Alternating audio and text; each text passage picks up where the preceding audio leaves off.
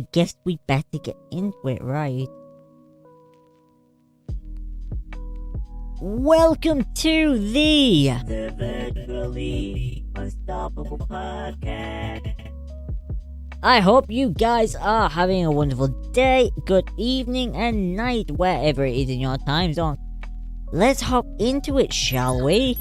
Starting off with Crosby, Stills and Nash want their music pulled from Spotify over Joe Rogan controversy. Oh, this is still raging on, and this is still going. And it is kind of absurd at this point, honestly.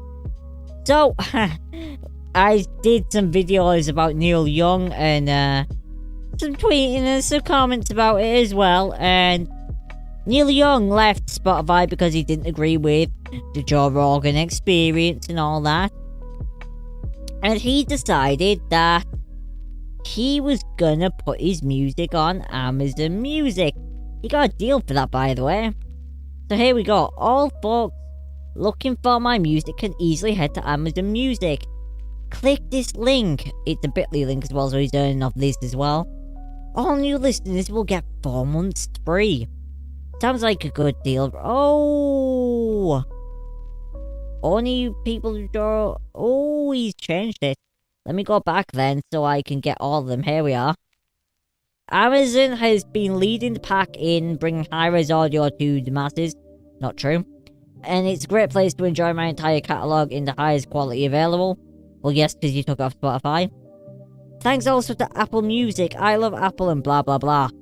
So, yeah. He decided to put his music on Amazon because he had moral objections to Joe Rogan. Fun fact about Amazon. School children in China work overnight to produce Amazon Alexa devices. Yes, school children. Like, teenagers that should be in school instead work in Chinese sweatshops to produce Alexa devices. Isn't that lovely? And this is who, you know, Neil Young decided to align himself with. He decided to align himself with the person who... Sorry, the company that believes in child labour.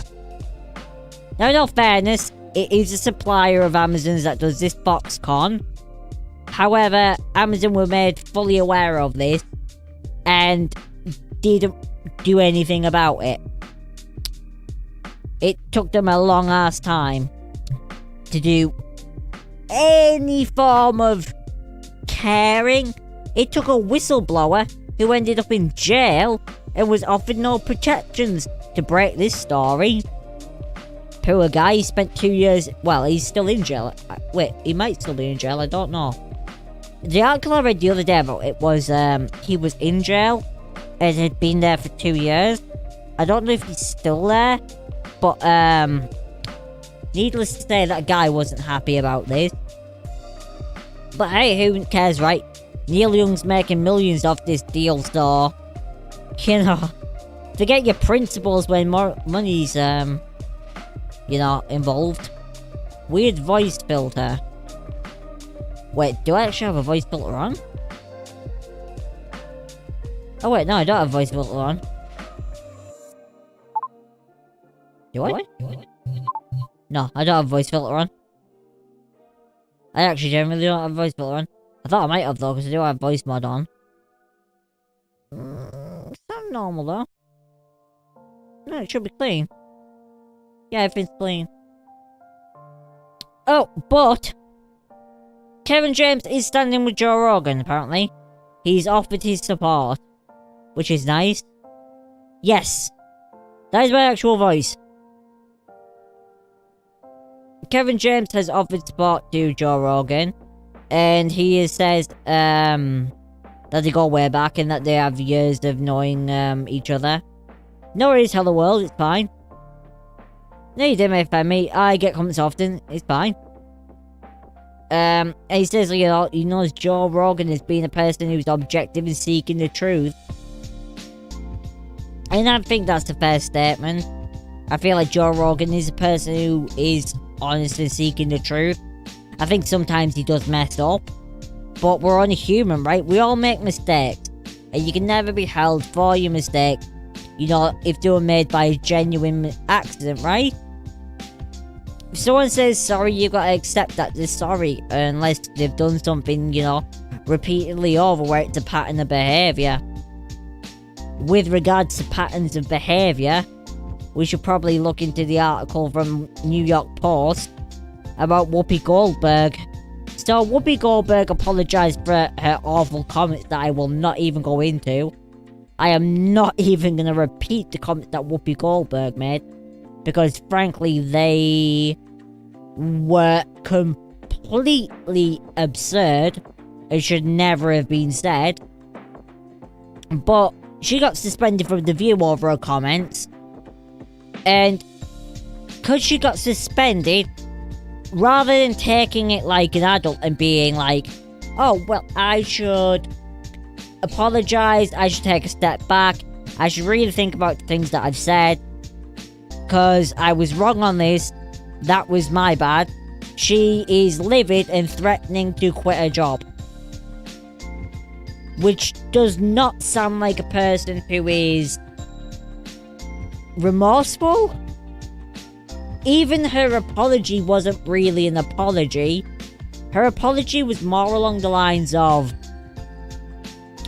oh, well, I get what you're saying, I see your point, I spoke to people about it, and I kind of understand now, but you know that I've been an ally all along anyway. And it was like, what? And she was like, I'm sorry for what I said because I spoke to people and they told me it was bad. Whilst at the same time, she's like, oh, well, I shouldn't be punished for it because why? I'm Whoopi Goldberg. And now she's in the position where she's like, I'm gonna quit. I've had enough. I'm gonna quit. I'm done. I am quitting. Because how dare they tell me I did the bad thing? Apparently it came down to the fact that she did 2 apologies. Well, she did 1 apology on The View. Well, the Stephen Colbert show, she didn't actually do an apology on, apparently. So she did 1 apology. And somehow between all of this, she thought that she wouldn't get suspended, that there wouldn't be any disciplinary action. She thought that the apology on its own, ABC were like, oh, do an apology and that would be the end of it. But they suspended her for 2 weeks, right? And yeah, she didn't like that. So, she's been saying that she's humiliated.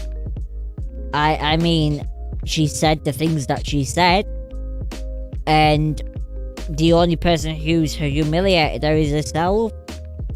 And I don't know why she would blame anybody else for her actions but what she did. Everyone has the right to their opinion and the things that they say, but that doesn't mean that if you say them that you're completely free from consequences, right? And what the level of what she said isn't like, oh, someone disagrees with you. The level of what she said is very much a, oh, that's actually kind of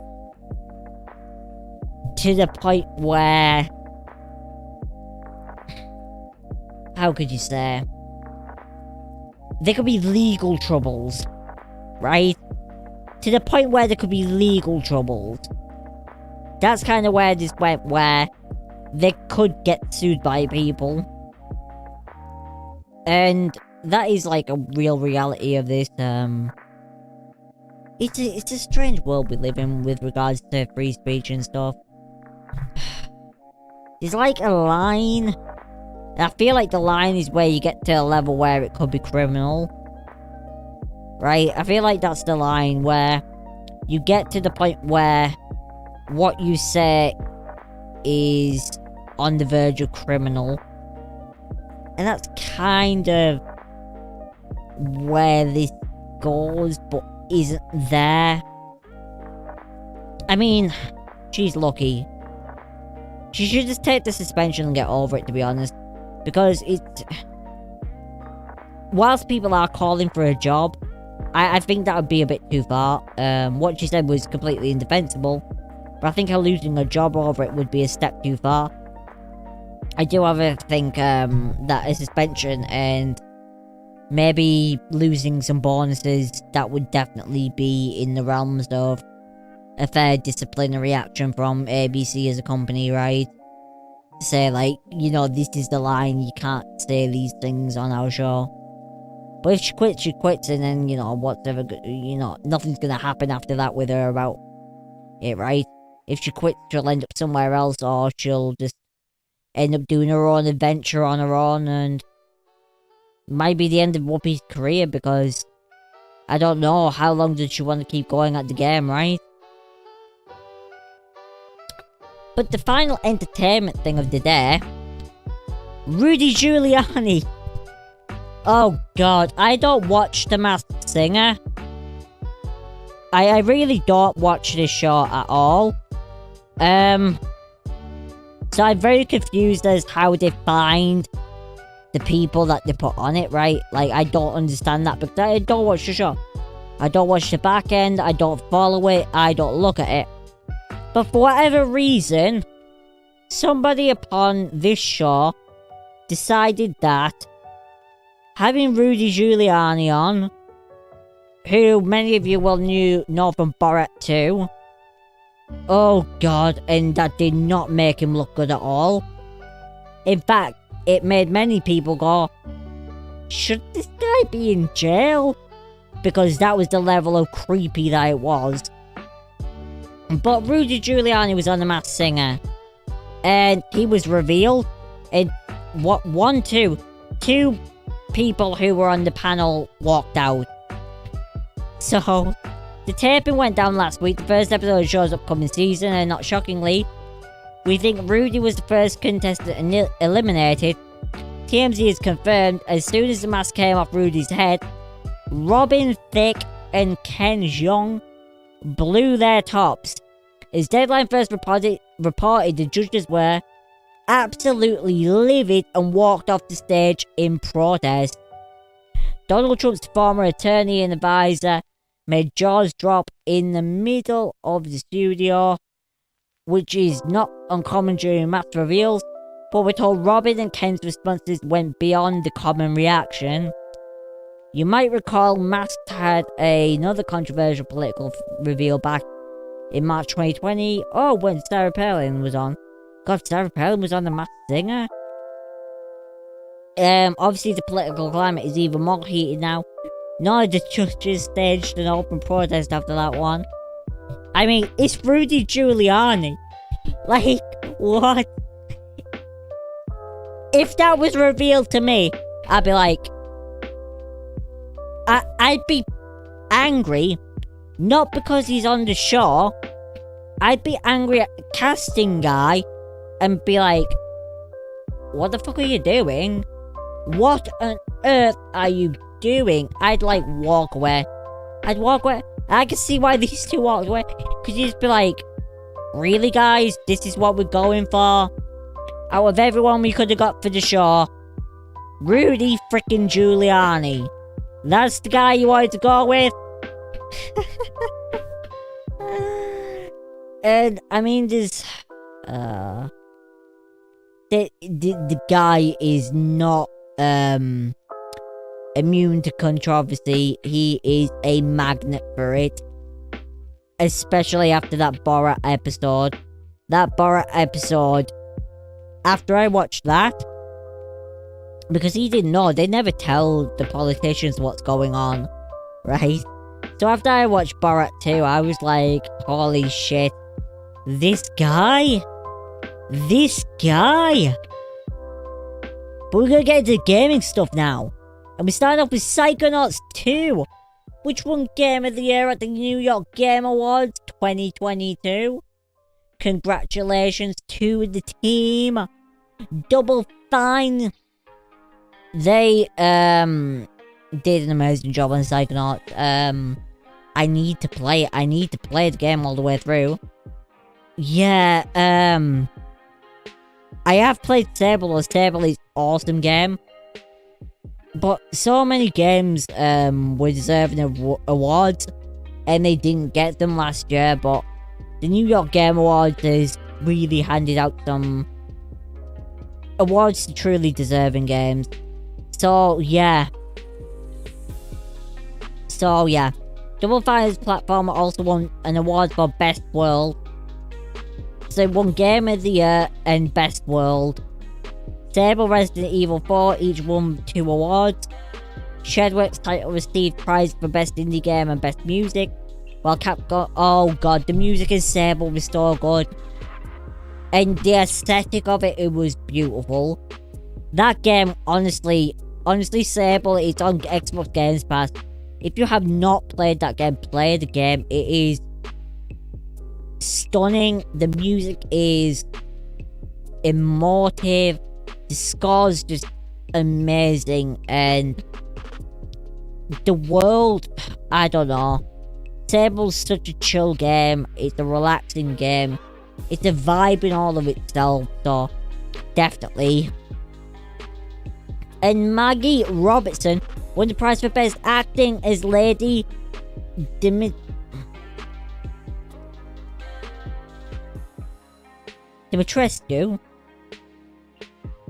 in Resident Evil Village.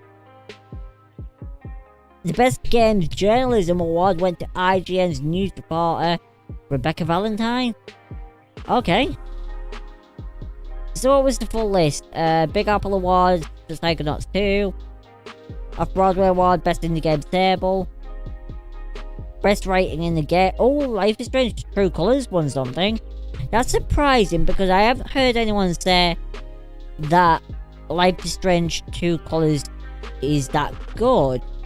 But I guess it is, right? But there's a lot of awards here. I'm not going to go through them all because there is an exceptionally large amount here to go through. Moving on to Microsoft. Microsoft has made comments on its Activision approval. So, the big thing is that people keep claiming that Microsoft's a monopoly in the gaming sphere, and it actually isn't.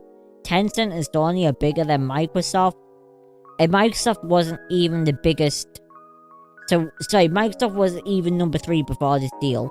Microsoft was actually kind of a way bit down from where everyone else was at. There was a lot of companies that were, well, not a lot, but there was a number of companies that were bigger. And with the merger of Activision Blizzard and Microsoft, that would actually put them as number 3 and like heavily rank them up the rankings, right? But again, they'll be number 3, not a monopoly. So with regards to that, speaking to Financial Times, Microsoft's Nadella was asked if Microsoft now has to convince regulators that it isn't a tech platform to be wary of. And the exec argued that the games industry is highly fragmented, which is true. And claimed that even after its Activision Blizzard deal was through, it would be the first large company by revenue behind Tencent and Sony, which is true. That's not a claim, it's truth, it's fact. This is quantifiable by, revenue amounts and stuff. Like, I don't know why they're saying that's a claim, because you can actually prove it by doing the math. At the end of the day, all the analysis here has to be done through a lens of what's the category we're talking about, Nadella answered. And what about the market structure? Even post this acquisition, we will be number 3 with sort of low teens market share, where even the highest player is also in the teens for market share. It shows how fragmented content creation platforms are, and so that's the fundamental category. Yes, we will be a big player in what is a highly fragmented place. Also, the analysis we have to extend to say, why are these content companies trying to become bigger? It's because the place where the constraints really are is distribution. I mean, it's a fair assessment of the situation. The gaming industry is very fragmented and there's always new studios coming up. There is so many publishers. out there. There is so many developers out there. So many indie devs and studios and one-man people. In fact, I would dare say that nobody knows how many one-person game developers there are out there. I imagine there's thousands upon thousands, right? Of people that have a project that they're working on their own, or a small group of people that are working on something. But the only problem with this is that Tencent and Sony are foreign companies, right? They're not based in the US. So there isn't anything that the FTC could do to those two companies in terms of preventing acquisitions, unless they were trying to acquire a US company, right? Whereas Microsoft is a US company, and it depends what lens they're going to look through this at. And if they're going to look at it from terms of the US market, as a US company, the outcome might be different. And that is kind of a scary prospect in the sense of the Biden administration. They're clamping down on stuff, and mainly American firms. And it would be horrible for competition, especially like for American companies, if this was blocked. If this was blocked by the FTC, it would be absolutely horrible for American companies, because it would mean that they're not fighting on a level playing field with foreign competition, like Sony, like Tencent. And it would also be a message to Amazon, Google, whatever. Like, what is it? Amazon, Google, what's the other one? I can't remember what the other one is. But anyways, if that happens, it would really hurt Microsoft's future. It would hurt the gaming sphere's future as well, in terms of development from America, right? And that isn't what anyone wants to see. In the gaming community, at least, you want there to be competition, but you don't know how American politics will play into this, and there could be someone that wants to make a statement about gaming in America, as there's been many politicians who've tried to make a statement upon the subject. But moving on, this is Steam, and this is Battlefield 2042. So we talked the other day about Battlefield 2042, about how they are delaying Season 1 of Battlefield 2042, and how there's a patch coming in March. Apparently only mainstream media is getting onto this now. But anyways, I don't know why they're 3 days late to the party when we were well ahead of them. But moving into the Steam figures, Battlefield 2042 is not doing well. It is overwhelmingly negative in recent reviews, and mostly negative on all reviews. The game is in a dire position. I mean, they're selling it for 42% off right now on Steam. Not that I'd buy it. It's also on EA Play, which is how I would play it if I was going to play it. But if you look, this is bad. Like, people are not happy, and they're very justified in not being happy, right? And just look, down. Oh, recommended. Fun if you hit, alright. Positive reviews. This is a positive review, guys. Fun if you hate your life and love bugs. The Roblox natured disaster survival game is more destructive tornadoes. You don't need to rage quit, because your PC will rage quit for you. I actually really enjoy it, and will continue to play. But in its current state, it is not worth $80 or more. The game is not really worth $55 either. I would not advise purchasing this game, unless this game fixed at least 80% of the cons I've listed, or the game becomes $30 to $35. I mean, yeah. I wouldn't play the game. It's got bad reviews. The game is basically unplayable. Don't be sad. For real, this game is actually false advertisement. They officially destroyed a beloved franchise. You get the gist. People are not happy. And they're justifiably not happy, because DICE have told us for multiple years that they're not putting campaigns in the game. because campaigns mean that they can't focus on the multiplayer, that they have to split their attention, right? Well, they're not splitting their attention anymore. They have their dream game, which is multiplayer only, and they can't get it right. At launch, it is buggy and horrible. Now it's still buggy and horrible, and we've got delays on the features that people were expecting. At the beginning of the year, people were expecting Season 1, and they're not getting Season 1 until early summer. That is a long time to wait to play, right? That is a long time to get the content that you paid for. A lot of people paid for the better editions in order for this content, right? And now they're not getting that. And Battlefield is compensating them with shitty weapon skins and other items. Well, that's great considering that you paid money to have an experience that you aren't getting. You know, a lot of people don't have a lot of money, and the money that they do spend on putting into games is an investment, not just financially, but it's also an investment in time with what they expect to put in the game in time. So, yeah, I don't know. DICE need to step up the game. They really need to. This is being one of the worst launches I've ever seen for one of their games. I don't think a game that they published or developed, a game that has came from them as a developer and been published by EA has had as much hate as this. I don't even think Anthem got this bad of a user backlash, because I think Anthem in itself was relatively unknown IP, so it got some slack for that.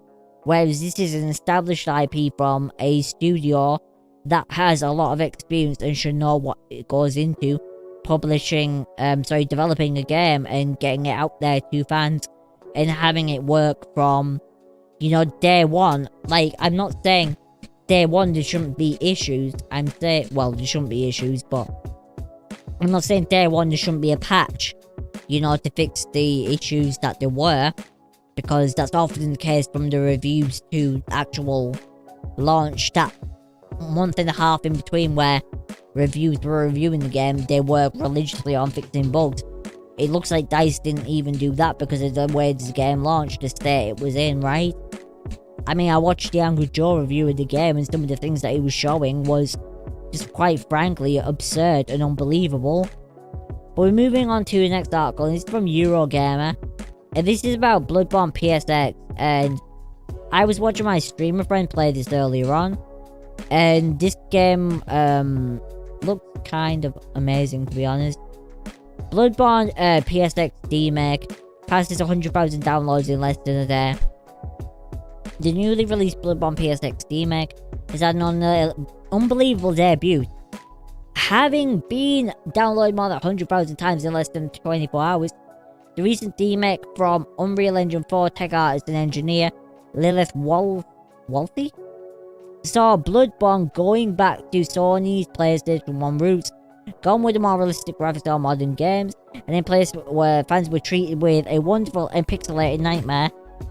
Eurogamer's Ian Higton gave it a whirl, delighting in the remake's ability to combine two of his favourite things: retro games and spanking werewolves. And I mean, I watched hours of the game today. It looks enjoyable and fun and stuff, so if you got the time, check it out, right? I don't think it's paid for. I think it's completely free to play. I might be wrong on that, don't quote me on that. But I think it's free to play, and yeah. So if you're interested in it, go check it out, and you should have some fun with it. So we talked about Team 17 the other day, and Team 17 has announced that it is going to do an end to its MetaWorms NFT project, which honestly was a stupid goddamn idea from the beginning. I don't know why they thought this was a good idea. I don't even know why they pursued this or thought it would be a smart way to go, but they did, and it was absolutely absurd. But now they have made a complete U-turn upon it, which is a absolute good thing. I'm not gonna lie, completely good thing. But in many ways, I think people feel let down. I think a lot of the teams that work with Team 17 feel let down, and many have accepted their apology, and hopefully then go forward to not do anything so absurd. I mean, they make Worms, The Escapist, Overlook, God. They make good games, right? So you never want to see them who make good games to do something so profoundly against the curve of what their community and players want, right? So hopefully this is the point where they decide to be a professional company and not jump on the bandwagon of gimmicks. And that's what it is when it comes to the NFT community. There are a lot of people jumping on this early who think it's a good idea, but it isn't. And when you look into the project and the things that happen, it's just not good. And it frankly alienates your gaming community because it just doesn't look good. The market is unregulated. There's a lot of issues there, not just environmentally, but also in terms of security. People have had their NFTs stolen. People who are investors have lost hundreds of thousands of dollars. People who have bought these NFTs have been scammed and been rug pulled. There's all sorts of things that are going on in the NFT space that makes it such a unregulated and unsafe investment, and smart people know this, and they look at it and they don't see it as the future. And when you talk about NFTs and when you talk about the what you own and what you get and all that, ownership isn't true. You don't own the thing you buy. The owner is the person who created it. It is always the person who created it. Now, you can have all these people who will tell you, oh, there's a smart contract, or you have a receipt, or you have this and that. It means absolutely diddly squat in a court of law. In a court of law, that thing that you got, you don't own. If someone copies it and uses it, guess what? You have no legal recourse to stop them from doing that. You don't. You have no legal recourse. You have no ownership rights. It's not like any other asset in the world, right? And that's what people forget. And they think that they're buying something that they're not, until they get scammed later on, and then the devastation hits in. But we're going to stop with the music now, because it's time to start watching trailers. So let's get into some games trailers. This is my favourite time of any of these podcasts and streams. It's when we start getting to look at some games. And we're going to be starting off with the Nickelodeon game. And the Nickelodeon game we're starting off with is Star Brawl. I did read an article about this a while ago. I believe it was last year, about maybe 5 months ago. And I don't think there was any gameplay out there, no. Or maybe it was just the initial trailer. So we're going to watch this trailer, and it's the official Shredder reveal trailer. So let's get into it.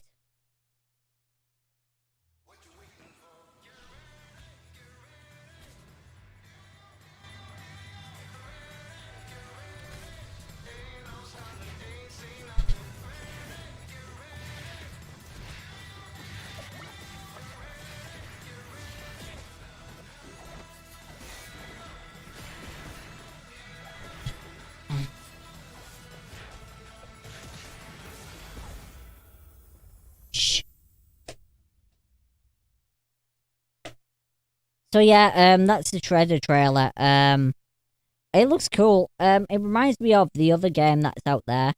I can't remember what it is, but was it the Mario game? Or was it Capcom Versus? Was it Capcom versus Namco? Wait, no, Capcom versus someone? Oh, I can't remember what it was. But it is that same kind of game, right? And it looks cool. And I don't know if it's something that I personally play. Like, I'm more like a Tekken person. That's the kind of game that I'm into, you know. Tekken, Mortal Kombat, them kind of games. Dead or Alive. Dead or Alive's awesome. I really, really do. I really, really do like Dead or Alive. They are fantastic games. But All-Star Brawl looks fun as well. I'm not going to criticize it too much. Oh, it came out last year. Okay, so we probably watched the announcement trailer then. Or the reveal trailer last year. And we've just watched the Shredder trailer. Which is... I mean, it looks interesting. What can you say about Shredder, right? But let's move on to the next trailer. Which is... Virtual Reality 2. Which is apparently a Steam game? Oh, there's no description. Okay. Well, we'll just have to watch. There's no description. Welcome to Scottsdale, the top-rated social metaverse. Your upload is in good hands. Hey, you, wake up. They're coming. This looked weird. Is this a VR game or is this a normal game? Oh, I guess it's a VR game. Okay, it's a VR game. Definitely a VR game. I was just confused. Oh. They mentioned the metaverse. I'm hoping that the metaverse is a joke and that's not what they're going for. I'm really hoping the metaverse is a joke and that's not what they're going for. But who knows? We'll have to see. I think it looks interesting though. I like the design and the artwork. It looks sort of like Borderlands meets Slime Ranchers. It's very much like Borderlands meets Slime Ranchers, which is a very weird comparison to have for a game. But yeah.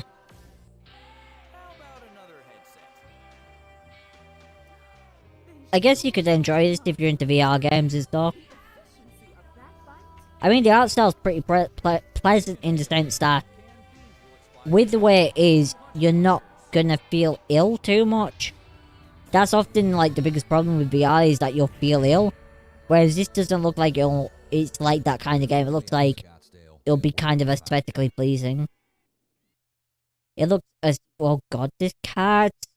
that's actually terrifying because that image looks like more like they want to kill you than anything. Oh god, that looked horrible.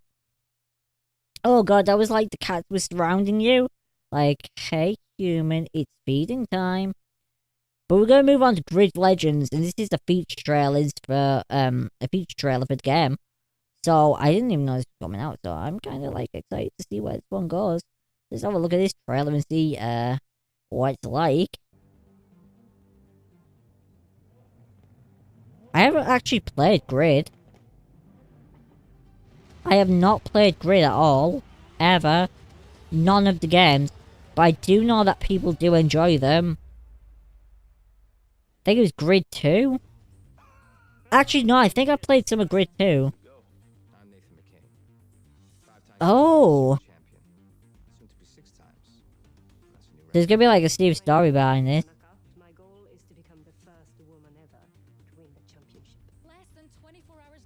There is like this full story behind this. I hope it drives better than the Need for Speed one though. The last time I played the Need for Speed one, I did not enjoy it. I played it on PC, it was awful. It's like driving a train off rails. Oh, there's a lot of places you can go.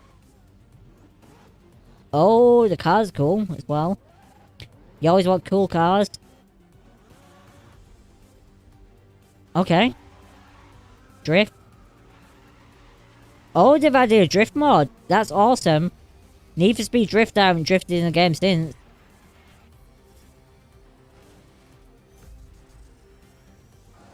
This looks cool. Oh, you get trucks. I can get down with this. Elimination racing. See who lasts the longest or she is the best.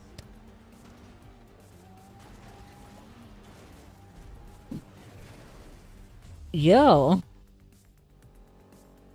This looks cool. I actually like this. I like racing games in general. I might have to start playing Wreckfest again if the player count's gone off. Because I missed playing Wreckfest, but the player count never got high enough for me to be happy. It's hard playing it on PC. I think it's because the Steam community and the Xbox community, I think they're separated on PC. I'm not sure though. But yeah, that was Grid Legends. That looks awesome. That's coming out February 25th. What's it coming out on? Actually, I should probably go wait to the end, right? Still tell us. Codemaster, Electronic Arts. Full Game Plus. It doesn't tell me what it's coming out on. Oh god, I didn't want to click that. Let me have a look. Is it in the description? Description 2020, pop in. Grid Legends P, PlayStation, Xbox, Steam. I don't know why it says Origin. Origin doesn't exist anymore. It's EA Desktop. Okay. If it's on EA Play, I'll play it. If not, then no. But if it's on EA Play, I'll play it. I might. Well, if it's on EA Play, I could play the first 10 hours, right? So we might play the first 10 hours and just see how that goes on the 25th. And then when it's out on normally Play, we'll play it properly. Unless it's already out on EA Play from launch at the beginning, but I doubt that. Normally it's on the Plus if it's going to be on anything. And I'm not paying for EA Plus, not when I pay for Xbox Games Pass. Also, EA Plus is not really worth it. There isn't that many games where... Like, the games are going to come out on EA Play anyway, eventually, right? So it's like, why play for the Plus when it's like £15 a month? Which is a lot of money, because like, you can literally pay for Humble Bundle and Xbox Games Pass, right? So you have the benefits of Humble Bundle and supporting charity and getting like a bunch of games every month from the Humble Monthly. And then also, like, you have Xbox Games Pass where you have access to all them games as well as EA Play. You combine them two together, you're virtually on the same price as an EA Plus membership, right? So why would you pay for the Plus membership for very few games when you could pay for Humble Monthly and also Xbox Games Pass and get some really awesome games for cheap and support different people in different ways? And also with Humble Monthly, you own the games as well, right? But we're going to move on. We're going to move on to Major, the Villains Burger release date trailer. So I don't know anything about this. Nothing about this at all. So we'll have to have a look. I just looked at the art style a little bit. Oh, he's a wizard. Hello, Mr. Wizard. Are you a magic burger maker? Oh, hello. Reminds me of Mario. Just different. Maggio! Who this guy is? It's Maggio. Mario's magical brother. No, Mario's magical cousin. There you go, magical cousin. Alright, so it's a 2D side-scroller. If you're into these kind of games. I like the aspects of them, and I like watching people play them. I'm not so much a fan of playing them myself, though. Not that I don't enjoy some of them, it's just, if you only play them, there's a lot of them to play. Which isn't necessarily a bad thing, it's just... I don't like playing 2D side-scrollers all the time, I have to be in the mood for them. This looks cool. This comes out on February 7th. Add to wishlist, so I'm guessing it's on Steam. Have a look, see where this is at. I'm presuming it's on Steam. Blah blah blah. Oh, you are a wizard. My George of Villains Burger is a retro 2D platformer that puts in the boots of a sorcerer. So I was right when I called him Maggio. I'm guessing this is on Steam. Although it doesn't say it's on Steam. So let's move on to the next one. This is Mina the Hollower. And it's on Kickstarter, apparently, so Let's see what this is about. This is the announcement trailer. Let's have a look. Play Yacht Club games.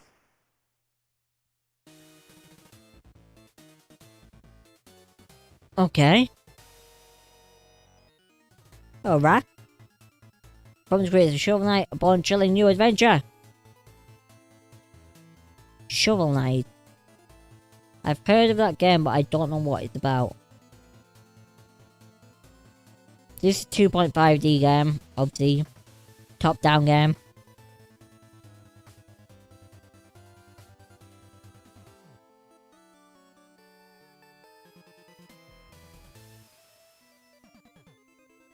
I mean, it looks cool.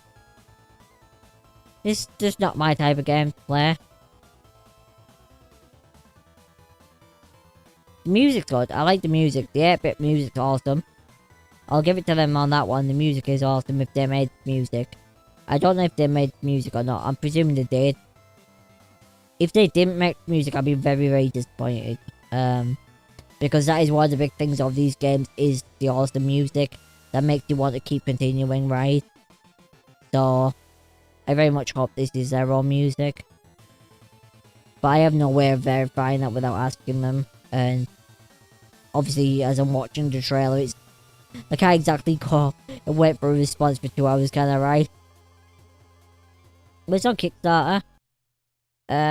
It's cool though, I like that. The art style's awesome. It's kind of art style you'd expect.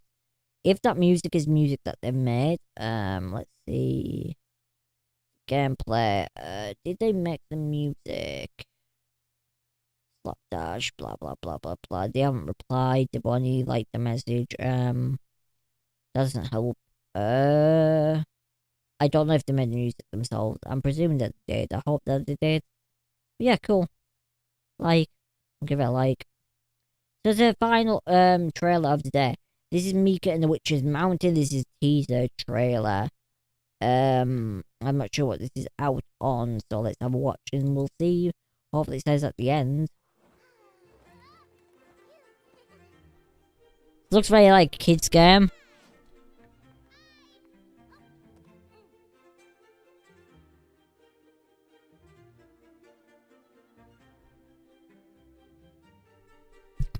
Ironically, this game's graphics are better than Pokemon Legends of Arceus. This game's graphics are better than the most recent Pokemon game on Switch. Oh, that's funny. Like, this is a damn sight better to look at than that game. Alright, like, look at this grass. That grass in this boat is amazing. Like, the grass is amazing in this compared to Pokemon Legends. I like this art style for the story. If this is a story throughout the game, this is cool. This looks hand-drawn. Digitally hand-drawn. Not obviously manually hand-drawn. Like, I'm not talking like Disney level. Like, old school. I'm just saying, like, it looks like it's hand-drawn. Which is cool. But anyways, guys, that's pretty much it for the entire stream. I hope you enjoyed it. It was just basically, you know, the virtually unstoppable, right? The virtually unstoppable podcast. Yeah. So anyways, guys, thank you for watching. Like, comment, share, and subscribe. I'll see you guys later. Peace out, guys. Take care. And we'll see you in the next episode.